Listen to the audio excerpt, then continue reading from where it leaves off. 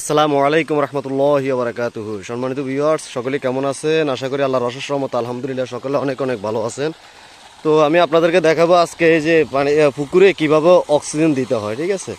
তো আর পানি দিতে হয়, এই যে আমরা পানি দিতেছি আপনার ওই বড় পুকুর থেকে, ওইখানে বড় পুকুর আছে, বড় পুকুর থেকে এখানে পানি দিতেছি কারণ পানি অনেক কমে গেছে। তো রেনুর বয়স আজ 18 দিন। রেনুর বয়স আজ 18 দিন। আলহামদুলিল্লাহ রেনু অনেক বড় হয়েছে।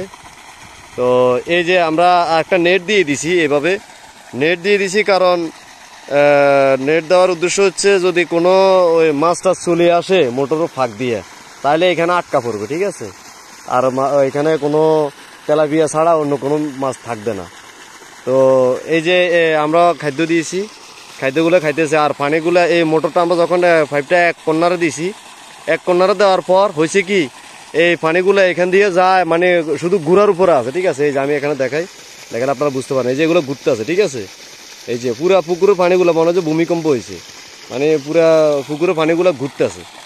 হ্যাঁ, তো আপনারা যদি এভাবে যদি মোটর লাগান বা পানি দেন তাহলে এক কর্নারে দিবেন, এই যে এভাবে এক কর্নারে দিবেন, তাহলে এই পানিগুলো এখান দিয়ে যাবে ঘুরে ঘুরে ঘুরে, মানে পুরো পুকুরে পানি ঘুরবে। এই যে এগুলো ঘুরতে আছে, দেখছেন?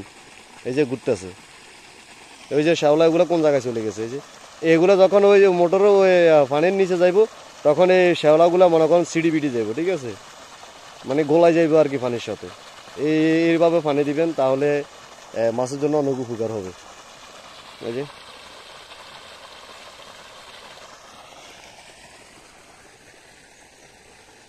ও ব্যাঙও তো খাদ্য কিন খা, ওই ব্যাঙও খাদ্য খা, এতে ঠুকুর মারতেছে। এই যে কিভাবে ব্যাঙে খাদ্য খা দেখাইতেছি, এই যে দেখেন এতে এগুলা কিভাবে খায়। এই যে দেখছেন, মানে টালগুলা ধরে, হাতে টালগুলা ধরে ধরে খায়। এই যে এই যে খাইতেছে,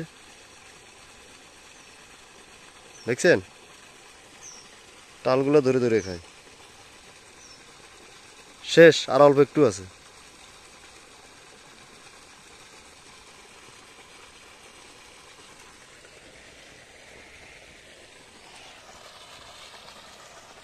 তো সকলে ভালো থাকবেন, সুস্থ থাকবেন। আল্লাহ হাফেজ। আসসালামু আলাইকুম রহমতুল্লাহি ওয়া বারাকাতুহু।